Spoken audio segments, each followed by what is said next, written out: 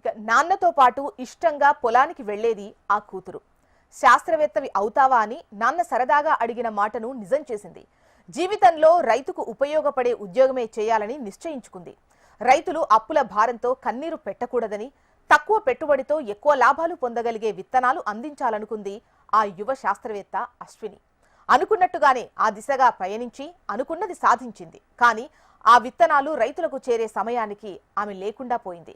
దీంతో ఆమె సాధించిన విజయాలు అందరికీ స్ఫూర్తిదాయకంగా ఉండాలని భావించి ఖమ్మం జిల్లా గంగారం తండాలో అశ్విని, ఆమె తండ్రి విగ్రహాలను ఏర్పాటు చేశారు కుటుంబ సభ్యులు. భారీ వరదల్లో 2 నిండు ప్రాణాలు కొట్టుకుపోయాయి. మహబూబాబాద్ జిల్లా పురుషోత్తమాయగూడెం ఆకేరు వాగులో వ్యవసాయ శాస్త్రవేత్త అశ్విని, ఆమె తండ్రి మోతిలాల్ కారుతో సహా కొట్టుకుపోయి ప్రాణాలు కోల్పోయారు. ఛత్తీస్గఢ్ రాజధాని అయిన రాయ్పూర్లో జరిగే national institute of Biotech management సదస్సులో పాల్గొనేందుకు వెళుతుండగా ఈ ప్రమాదం జరిగింది.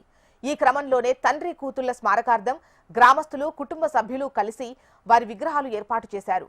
అశ్విని వంటి శాస్త్రవేత్త తమ ప్రాంతం నుంచి ఉండటం తమకు గర్వకారణమని, రేపటి భావితరానికి ఆమె ఆదర్శంగా ఉండాలని వారి విగ్రహాలను తాము కూడా